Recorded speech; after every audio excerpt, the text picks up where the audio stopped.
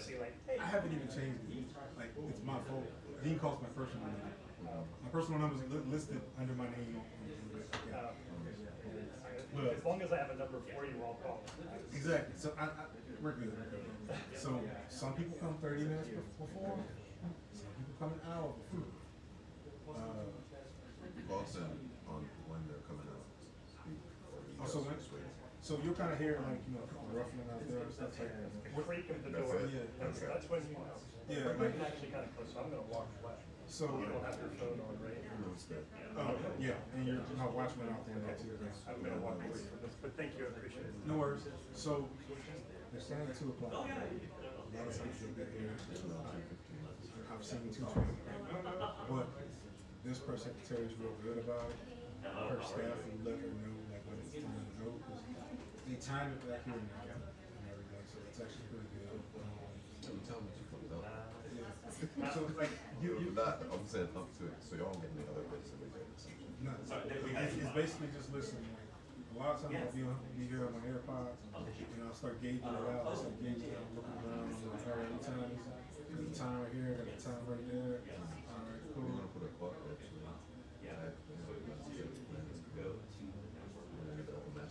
It's your stuff, man. You work with the White House. You know, present yourself, things like that. Already on that side. Yeah. The main thing is So different administrations.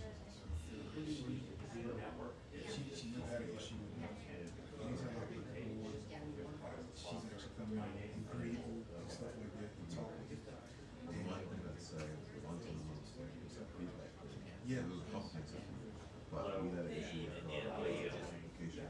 So on the Dante side, for some reason, almost her mic repair.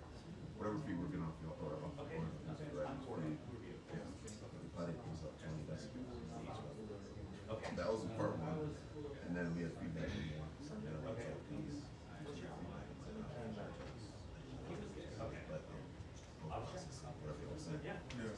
So that's the only reason I asked about those speakers in the front. Yeah, you can try to keep it up, but it's too hot. It's too hot regardless. So Jeffrey is EQ number 4. I forgot how we were doing it. But if you have the for the room. Yeah, it's already. So the reason why I is like, I don't know if that's good to know. we do so much adjustment sometimes. We keep us on it. We have a lot of shit don't do it. So I keep all my updates in a certain folder. I can't remember when we did that adjustment. So it's like I just stay focused on what's going on right here. Yeah, this is analog concept. It's an analog concept. No digital mixing. Your EQs. Program pen. I was trying to get them to bring up you have a DN7 series. So I'll try to keep up with you with your vocabulary as far as your audio. You do know my background. A little bit, but not before. I did combat. I did combat photography. I did combat photography for 20 years. Within that, I did VTC. I also did a bunch of other stuff. Combat photography. We had all airplanes and other stuff. Thank you. I was in charge. Hey, So no, just like my background, along with director saw my background. He can do it. So I've worked with sound before, but when Tony and talk to me sometimes, I'll be like, what the hell is that? It's like, huh? Distribution name? Just call it distribution name. You call it a DA, and I'm like, Tenny? I'm like, I'm like, oh. It's like, all right, so I've been wearing stuff, messing with games, highs, lows, things like that. They have more, they went to school for this. I didn't go to school for this.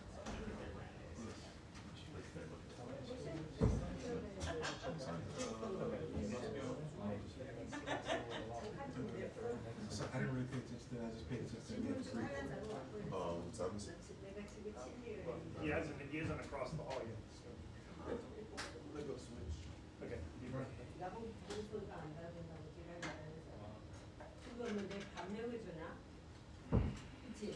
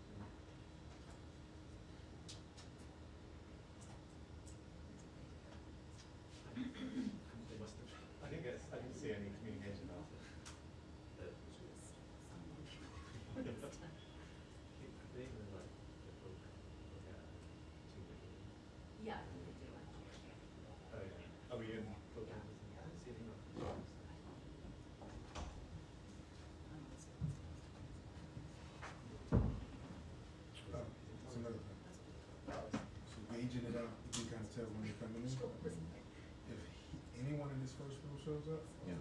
it's about to go down. One of the bigger things. Yeah, We can see all of them. yeah, that's why I try to take my phone over here. Yeah. That's it. That's all. Yeah. I saw the kids. Yeah. You got kids? No, absolutely not. Just gotta stay up here, so she like. Nothing against them. You said you was a grandfather. Yeah, I'm sure.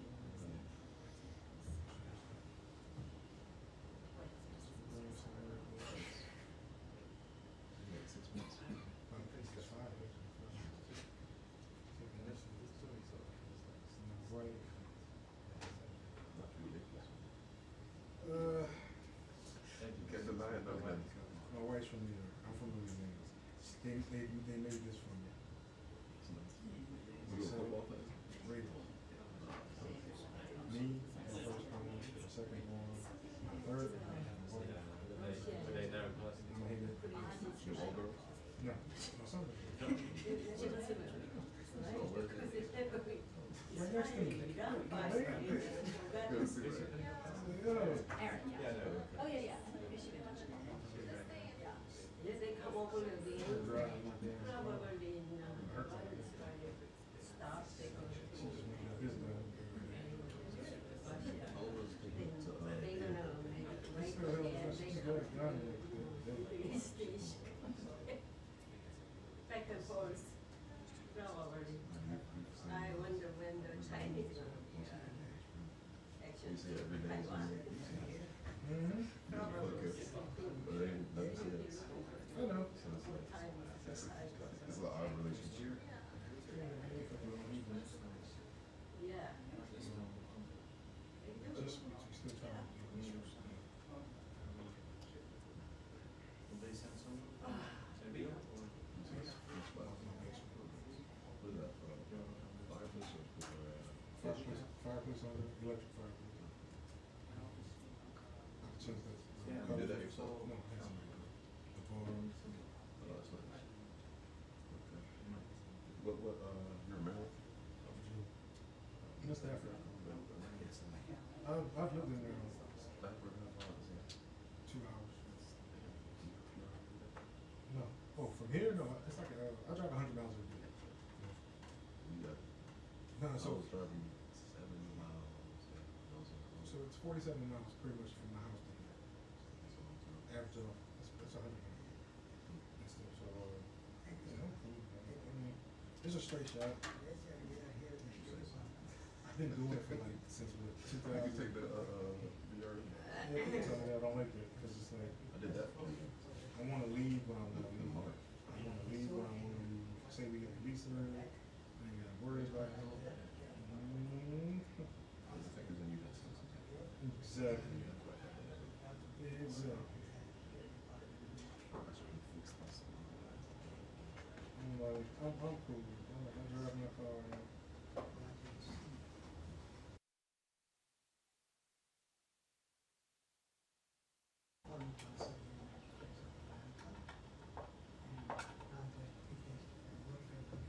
Here's another picture, like, kind of how it looks being set up there. The top is 4,500, and the bottom added at that, that's about almost 6,000, almost 6,000 square feet to the house, 5 acres. That's how I say the tennis covered. So that's what you're about. I just don't like being bothered. I have 32 homes in my neighborhood. I don't talk to my neighbors. My neighbors are scout for the squad. My neighbors are scout for the I don't talk to them at all. No, I'm good. I'm good. We don't need to talk. Cup of sugar? No. Go to the store. Don't talk to me. Did you ever live out in DC? I live in Laurel, Laverne.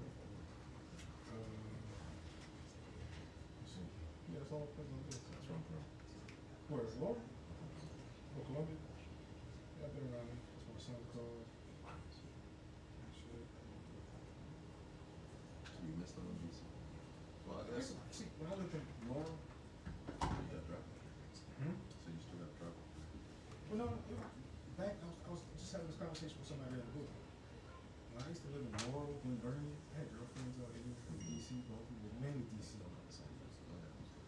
get up and just drive anywhere. And every now and then I'd run into a little traffic jam, but it wasn't like how it is now. Coming on New York now. I've gone everywhere, man. Or I'm coming down Betty Road. Yeah, That's what I'm at now. it's just, Trying right there. well, it wasn't that bad back in the day. It's like, it makes me want to stay home now. It's like, my wife tells me, like, we gotta go somewhere. I'm like, man, I just like to go sleep. Come on, go to rest. She said, yeah. But I actually miss it. The food is better. There's much more to do. I don't see you guys.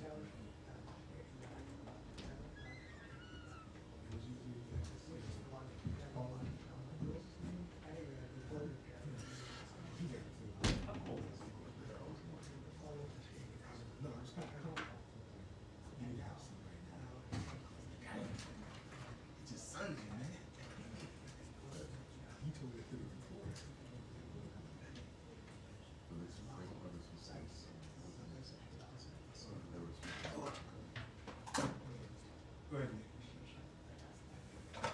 Go ahead, Nick.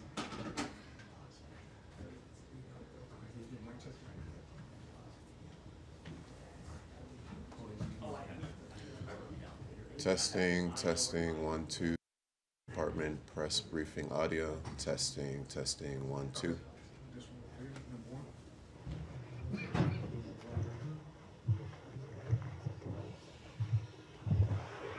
Testing, testing. This is gallery microphone. Testing, testing, 1, 2. Oh, last thing, I guess you know about that already, right? See how I picked the wrong phone? This ring, when this blinks right here, when this one blinks, it's that phone. It's usually that phone. So and you won't even know this is because it's a silent ring. There's no silent ring to this. Oh shit, you were talking to something? Oh shit, it's this one. It's not Twitter or something. You call out. You can call. You can call. That's why I'm getting anxious. You gotta remember the number. So that little one. We're talking Franklin. Oh, So speaking of which,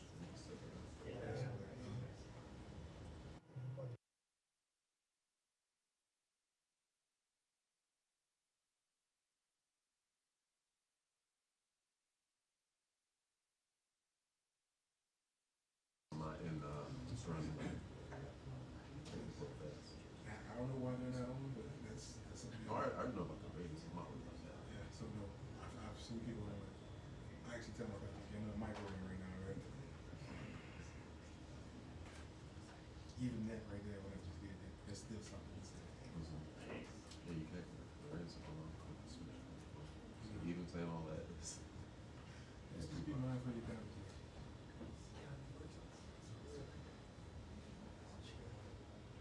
I went to the,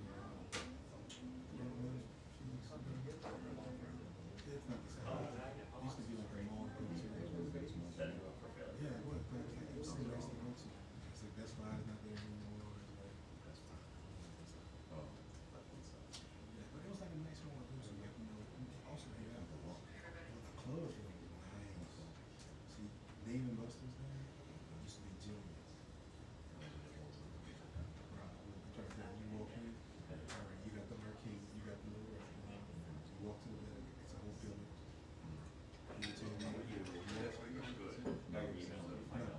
So, all right, this is just a Dave and Buster's. It's a bowling alley. We walk to the back. I know, it's a everything else. Yeah, I went to.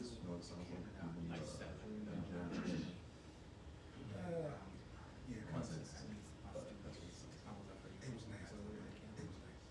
Right. No, bro, I get a phone call. Hey, we club right now. Right around the corner. Oh, you were that close. No, but I think females, some of the females, they live right around the corner, so I just was like, it was like, one of them, she wanted to keep everything a secret, so she hit me up. I was like, all right, cool. Yeah.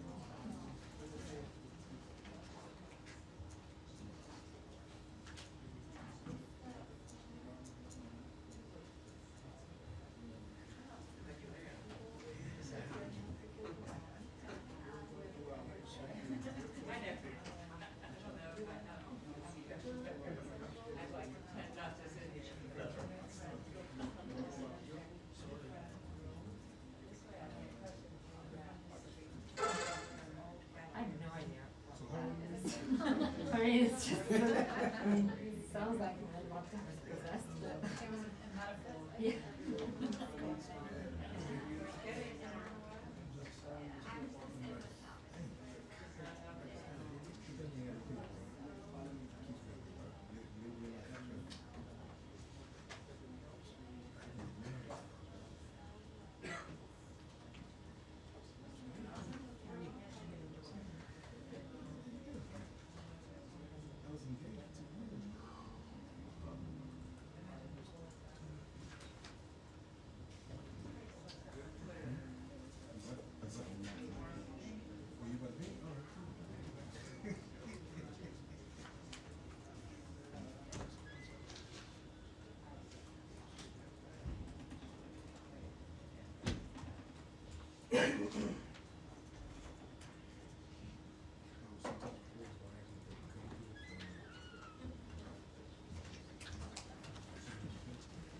Hello, everybody. Hopefully you're staying somewhat cool in this weather. That's been a hot couple, it's nice. It's been a hot couple days, at least for me. So I'm glad to hear some people are enjoying it, but it's been kind of hot, not used to this level, but nice and cool in here, which is nice. So I have a few announcements up top, and then I'll be happy to take some questions. This week, President Trump and Secretary Rubio returned from the historic NATO summit in The Hague, where allies committed to dramatically increase defense and security spending to 5% of GDP. This landmark pledge reflects a generational shift in NATO's posture, ensuring that NATO has the forces, capabilities, warfighting readiness, and resilience needed to deter and defend against all modern threats. This is peace through strength. It's not just about budgets, it's about building real military power, a stronger industrial base, and interoperability to last. As President Trump said, this is a monumental win for the United States, for Europe, and for the cause of transatlantic peace and prosperity. The President's leadership deserves full credit for the reinvigorating NATO and restoring strategic clarity to the alliance. Today, the Secretary announced a new visa restriction policy for family members and close personal and business associates of drug traffickers sanctioned under Executive Order 14059. This will not only prevent them from entering the United States, but it will serve as a deterrent for continued illicit activities. We will continue to use all necessary tools to deter and dismantle the flow of fentanyl and other deadly drugs from entering our country. Tomorrow, Secretary Rubio will host the ministerial signing of a peace agreement between the Democratic Republic of the Congo and Rwanda, right here at the Department of State. This is a significant milestone for peace in the Great Lakes region, and a reminder that peace on paper must be matched by implementation on the ground. As the Secretary has made clear, implementation enables the economic investment and regional stability we all seek. The United States is proud to support this hard-won progress. And next week, Secretary Rubio will host foreign ministers from Australia, India, and Japan for the 2025 Quad Foreign Ministers meeting on July 1st in Washington, D.C. The Secretary's first diplomatic engagement was with the Quad, and next week's summit builds on that momentum to advance a free, open, and secure Indo-Pacific. This is what American leadership looks like: strength, peace, and prosperity. And with that, I'll take some questions. There's nothing on GHF? So what I can say on GHF, actually, let me anticipating this question. So what I can say is we have approved funding for $30 million to the Gaza Humanitarian Foundation. And we call on other countries to also support the GHF, the Gaza Humanitarian Foundation, and its critical work. A track record of distributing over 46 million meals distributed to date, all while preventing Hamas looting, is absolutely incredible and should be commended and supported. From day one, we said we are open to creative solutions that securely provide aid to those in Gaza and protects Israel. This support is simply the latest iteration of President Trump's and Secretary Rubio's pursuit of peace in the region. This is a technical question. Do you happen to know what account that money is coming from?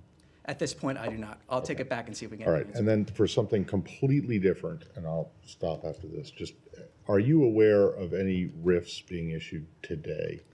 At this time, I have nothing to announce on that front. I'm not aware of anything to that effect. Thank you. Yes. Hi, Tommy. I'll keep with the reorganization. So I'm just wondering, so you guys have the July 1st deadline for state reorg, right?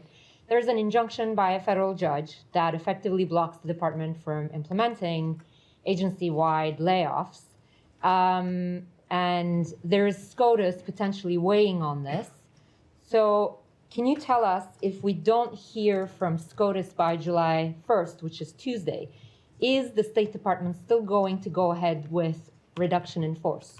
Well, I'm not going to speculate and tell the future on hypotheticals, but I can tell you we have no plans here at the department to violate a court order. Right. So you're saying that if SCOTUS between now and July the 1st does not weigh in on this, then the July 1st deadline will inevitably be postponed? Well, my first answer stands, and I'm not going to speculate further on that. We have no plans here at the department to violate Okay. a court order. One more on this. We understand the Foreign Affairs Manual recently has been tweaked to prepare for the foundation of the RIF procedures. This administration has eliminated DEI, and it said it's bringing back merit-based. However, we understand that some of the RIFs will depend on where a foreign service officer, for example, is working at the moment.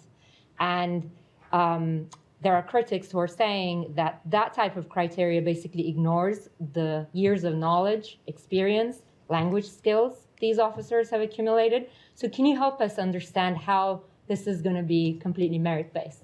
Well, look, what I can say is from the beginning, as the Secretary has said, this reorganization is about making sure we're able to meet the challenges of the 21st century, being able to move at the speed of relevance, as the Secretary says. It's about empowering people instead of a bureaucracy. And I think it's also important to note the process of this from the beginning, a full transparency in this process, communicating with the American people, with Congress, from the very beginning on this. So the point of this reorganization is, again, to move at that speed of relevancy. Again, I'll stress that I don't want to speculate moving forward exactly on what may happen, but I think it's important to remember the track record of how we got here and the ultimate point of this and what the American people, I think, would expect when it comes to meeting those challenges that we face today. Thank you. Could I ask a follow-up, though? Yeah. If the point is to move at the speed of relevancy, would experience, language, and previous posts, wouldn't that play into consideration? Well, ultimately, what we're seeing here is wanting to make sure the State Department is able to meet those challenges. That's been this whole process that's been communicated from the beginning to make sure we're effectively meeting those challenges. So you would take those into consideration? Well, I think language proficiency, for instance. Well, again, I don't want to speculate on certain individuals or get too specific on hypotheticals. But what I can say, as the Secretary has said, is this reorganization is about making sure we're empowering people, not bureaucracy, that we're able to meet those challenges in an effective way. He has spoken to that routinely. He has spoken to that publicly. That's the point here, and I think the American people expect to see that. If I may, I also wanted to follow up on something that Matt raised on the GHF. There's been a lot of criticism, almost universal criticism, from the Arab world, from the UN and others, about the distribution process, 4 limited sites in southern Gaza, no access in northern Gaza, the deployment of IDF troops, monitoring access in violation of certain international norms and the Geneva Conventions. Can you tell us, as the U.S. is about to begin funding, whether they are expanding the sites to more sites so that they can equal what the World Food Program and others had done previously? Well, look, what I can say is, again, that 46 million meals distributed to date. That's something that should be applauded. We've talked about here in the past different distribution sites that have been opened, but I think this is an example of seeing that aid that has been distributed. And President Trump's commitment, Secretary Rubio implementing that vision here to get aid to the people of Gaza. So we're seeing those 46 million meals, and then we're seeing from there the fact that we're seeing this $30 million approved. But if I may, if you do the math, there are 2 million people in Gaza. If you figure that families have multiple children and that this process has been going on now for nearly a month, 46 million meals don't amount to feeding the population of Gaza. Well, it's 46 million meals that have been distributed. That is a positive thing.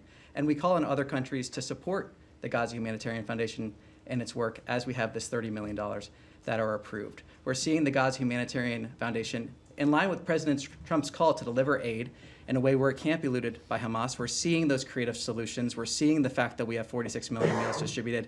That is good news that we have those meals being distributed, and we call on other countries to join in supporting the GHF's work. Can I have a follow-up on that, please, Tommy? Okay. Every time there's been a distribution in some of those centers, there's been chaotic scenes, and according to the Palestinian sources, shots and people actually dying, heading towards these centers. Now, the Israeli army is saying it's investigating all that, but it seems to be a pattern from the beginning. So do you have no issue with that whatsoever? What's your take on that? Well, there are two factors here. First, we refer you to the IDF on their investigations. Second, I would remind you that many of these reports, some of these reports, are based in Hamas propaganda. So we have two factors here when it comes to some of these reports. Ultimately, we want to see aid reach the people of Gaza. The Gaza Humanitarian Foundation has delivered 46 million meals. We've seen that. We want to see that food being delivered. We see the $30 million approved. So that's what the story is here, moving to implement, get those creative solutions in there to make sure that the aid being distributed is not being looted by Hamas. And just a follow-up on that, you said $30 million. Has that money actually been given to the foundation already? It's been to whom? It's been approved. That's as far as I can go on that front. Yes. Yeah, just to follow on what everyone is asking about, you say you want to see aid get into Gaza. Are you pushing the Israeli government to allow other groups into Gaza to distribute aid? Today, GHF was the only one allowed into the Strip. What we're pushing for is for other countries to join us in supporting the Gaza Humanitarian Foundation's work. But there are other groups who had been established and had methods that were able to distribute more widely before the restrictions of the Israeli government. So are you asking them to also lift these restrictions? What we're pushing for is for other countries to support the Gaza Humanitarian Foundation's work. The Gaza Humanitarian Foundation being able to deliver that aid without it being looted by Hamas. And again, that's about that creative solution that President Trump has said from the beginning. So we call on other countries to support the GHF in this. Yes. Thank you. To follow up, I'm sure that 46 million meals are very good, and the Palestinians appreciate that. But that, as Andrea said, that translates to about 20 meals per person over, a period of a month, because it's been a month since they started this thing. So there are only like 4 centers. So are there any plans to expand these centers to make more openings, more entry points and so on for aid and all these things? Because Gaza used to receive, 1,000, maybe a couple thousand trucks of food a day. So the situation is very dire. So I don't have anything to preview in terms of future plans here. I'm not going to get into that here. I can say what we've seen in the past is distribution sites opening. We've seen a ramp up of the meals being delivered. And I think, again, the story here is 46 million meals being delivered to the people of Gaza. That is the story here. Right. But just if I may, one more. If I very, very quickly. Yeah, but also it has been a death trap. I mean, everybody is documenting that Palestinians are being killed at these centers and so on. Many of them are afraid to go. There's a looming disaster. I mean, are you talking to the Israelis? Are you urging them not to be trigger happy and confronting very hungry people who are are so desperate that they're probably grabbing stuff and so on? Well, I answered your question earlier, but I think it's also important to recognize that Hamas bears sole responsibility for this conflict, as has been stated from this podium several times by spokesperson Tammy Bruce. The fact that we're seeing Hamas act in certain ways, and really in barbaric ways, that they've continually done that. So Hamas bears sole responsibility for this conflict. And again, the story here is the 46 million meals that have been able to be distributed to the people in Gaza during this time, and the fact that we're encouraging other countries to also support the Gaza Humanitarian Foundation. Yes. Thanks, Tommy. Sticking on the JHF, do the Americans plan on playing, other than the role of a benefactor here, any other role in terms of management, in terms of security? There were 8 Palestinian GHF contractors that were shot dead, last week? What is the role here other than here's cash? Well, look, fundamentally, again, we wanted to make sure we get those resources in a way that helps deliver that food, helps deliver that aid. I have no further details for you at this time. We may have more details in the days ahead. But ultimately, this is about those 46 million meals and trying to get more aid into Gaza in the sense of that $30 million that's been approved for the Gaza Humanitarian Foundation. Special Envoy Witkoff stressed moving forward with the Abraham Accords. President Abbas wrote a letter to President Trump, basically, congratulating him on the Iranian ceasefire, expressing his desire to move forward with the peace process here. I'm trying to figure out, because there's been almost no discussions between, at least publicly, between the State Department and the Palestinian Authority. I know Tammy always says just because you don't see it doesn't mean it's not going on. But where if Hamas is going to be out of the picture, maybe Arab countries don't know where it's going, what is the State Department's vision for future Palestinian Authority involvement in the region? What is the vision? What is the policy? Well, right now, what we're looking at is trying to get a ceasefire. That is our focus. Our focus now is the ceasefire we need to see. Our focus is getting to that ceasefire, standing with Israel's right to defend itself, its right to protect itself. That's where we are currently. That's where our focus is. And that's where it's going to remain until we reach those goals. Yes. Tommy, I'm going to stick on this subject just for a little bit more. You keep saying that the story is the distribution of 40+ million meals, and we're trying to just point out all of the other multifaceted angles of what's going on here, given that the government is about to invest a lot of money into this.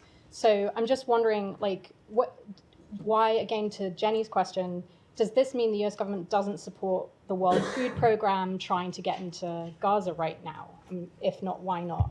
We're just trying to get a clear answer on why is it just one organization and not the others? Well, as I just said, what this indicates is the fact that we have $30 million approved for the Gaza Humanitarian Foundation. That's what this indicates. We've also seen the Gaza Humanitarian Foundation, as I was saying, been able to deliver aid in a way that is not being looted by Hamas. The story here, again, as I've said, as you pointed out, is that 46 million meals. That's the story here, and the fact that we're encouraging other countries to step up and support this. The president's been clear. He's been looking for those creative solutions to get aid into Gaza. This is one of those indicators showing a follow-through on that commitment from Secretary Rubio here implementing that vision at the State Department. And I don't know, sorry, if I could just have one more. I don't know if you've seen, in the last couple of weeks, there was an American security contractor who used to work for the organization. He wrote his experience in ZTO, and he described how the contractors, the Americans going to work for the Gaza Humanitarian Foundation, were themselves not getting enough sleep, not getting enough to eat. He describes how some of the contractors were picking up food from the ground, food that was supposed to go to the Palestinian people. I'm just going to very quickly read this to you. He said, "We're telling crying women trying to pick up food for their families that they had to go, and they were looking at this food on the ground that they desperately needed, and they couldn't take it." He said it was absolutely horrific. So when you say the story is that they are getting millions of meals out, the other side of it is that there are many more people who are not getting food, and it's not enough food, and the security situation on the ground, other stories are starting to come out about people who are actually there. So do you have a comment on the experience of some of these contractors who you're about to fund? Well, every single one of these briefings, every single day, we have conversations about the situation in Gaza. Every single day, we have those conversations. And every single day, we've been working in terms of trying to figure out creative ways to get aid to the people of Gaza. Every single day, we've been working on that. The humanitarian situation, trying to address that. Every single day. And what we're seeing here is that $30 million commitment to this organization. That is what we're seeing. That is the commitment that President Trump laid out in terms of trying to get those creative solutions in there. So That's really what we're talking about here, that $30 million going to that organization, the 46 million meals. But of course, we're aware of what's happening in Gaza. That's part of why the president had this commitment to get aid in there, but also to get to that ceasefire, get to that peace, talking about long-term prosperity for everyone in the region. The fact that the people of Gaza have suffered tremendously under the hands of Hamas. The president has spoken about this continually, so has Secretary Rubio. So that's part of what we're seeing here, that $30 million to this foundation. And we encourage, as I said, other countries to also join in supporting this effort. Yes. Thank you, Tommy. On Iran, there's been some perhaps mixed messaging on the diplomatic outlook. The president has said he doesn't think a deal is necessary, but Special Envoy Witkoff said yesterday that he's hoping for a comprehensive peace agreement. If talks with Iran do indeed happen next week, as the president said they would, can you say what the goal would be for those discussions? Well, I refer you to my colleague Caroline. She spoke about this at the press briefing at the White House. One of the things that she said there was the goal of an Iranian meeting is to obtain long-standing peace in the region, and I have nothing further to add to her comments. So no nuclear agreement would that be necessary? Can you say Again, nothing to add in addition to my colleague Caroline's comments. Yes, sir. Yes. Yeah. No, right here. Yep. You. Thank you. Thanks, Todd. You mentioned Israeli army investigations into some of the food distribution incidents at these GHF sites. On June 2nd, Ambassador Huckabee attacked the press for reporting on some of the scenes of chaos and bloodshed. And he said that all the meals back then initially had been distributed smoothly and with, quote, without incident. Will the ambassador amend his statement against the press if the Israeli army confirms that there had indeed been chaos and bloodshed at the aid distribution sites? Well, I'm not going to speculate on the future there. What I can say is, as refer you to my earlier answer about the two dynamics that we're dealing with. And then secondly, there's been some reporting from Israel today about what happens next, assuming there's a durable ceasefire that endures, including the US and Israel talking about bringing Syria and Saudi Arabia into the Abraham Accords, and that a peace plan could help Arab countries help administer Gaza if Hamas is removed. Are you able to talk about that at all, or describe the administration's next focus for the region? I'm not going to speculate. As I said, our focus remains on achieving that ceasefire. Yes. Today in Riyadh, there was a meeting between Saudi Foreign Prince Faisal bin Farhan and U.S. Special Envoy Tom Barak. Can you give us more details or read out about the meeting? Nothing to preview here. I'll take back your question and see if there's anything we're able to And I have a follow-up about the GHF. You said that there are investigations. Or are you aware that there are investigations from the Israelis? Because you said that they are looting by Hamas, but we are seeing kids dying. So why they are using force when there are kids like just trying to get food that they are in dire need for? As I said, the humanitarian situation in Gaza is part of why we have seen the president call for creative solutions to get aid into Gaza. It's important to remember, though, that, as I said again, Hamas bears sole responsibility for this conflict. That is fundamental, and what we're seeing here is the president saying we need creative solutions to get aid into Gaza, and we're seeing $30 million approved to the Gaza Humanitarian Foundation in order to support those efforts. But there's force used next to kids who are in dire need of food. Why are the IDF using force and like bullets next to kids who are trying just to get some flour? Well, as I, again, refer you to my earlier answer of the two dynamics here. The fact that there are some examples, and the IDF has said publicly that they are investigating. I refer you to them on their investigation. Are you following this? But also that there are examples, where of Hamas propaganda. So there are two different dynamics here. I refer you to them on their question. Yes. Thank you. Yeah. Thank you, Tommy. Two questions. The Russian Defense Secretary Andrei Belousov announced that thousands of North Korean engineer corps would be sent to help rebuild Kursk. Kursk is Ukraine territory. Do you think this will be an issue between Russia and Ukraine in ceasefire talks? I'm sorry, could you repeat that one more time? I missed the first part of your question. First part, the Russian Defense Minister, Defense Secretary Belousov announced that thousands of North Korean engineer corps would be sent to help rebuild Kursk, Ukraine territories. So do you think this will be an issue between Russia and Ukraine in ceasefire talks? On the issue of North Korea support for Russia or vice versa, we've spoken to that multiple times from this podium. I refer you to those earlier comments from myself and spokesperson Bruce. As the president has said many times, we hope to see that ceasefire, that long peace. We've been working for that, engaging with that. Ultimately, it is up to the parties in order to reach that. One more. Do you know how much will the U.S. increase its defense cost sharing with South Korea, and when will you discuss this issue? Let me take back your question and see if we can get some further details for you. Somewhat related to that, can I just ask a logistical thing, and just very quick? You mentioned the Quad meeting that the Secretary is going to be hosting. Yes. He is still planning to meet with these foreign ministers individually before the Quad meeting, right? I'll see what we're able to read out. At this point, I can confirm the Quad meeting, but I'll see if I can get you more details on that. What you asked, what you talked about at the beginning. What exactly is being signed tomorrow? Because Nobel Peace Prize winner Denis Mukwege said that this peace process has been opaque, non-inclusive, that this deal rewards aggression. I mean, there was he's been very critical of this, so I'm wondering what exactly is being signed here. Also, first of all, as you mentioned, tomorrow Secretary Rubio will host the ministerial signing of the peace agreement between the Democratic Republic of the Congo and the Republic of Rwanda right here at the State Department.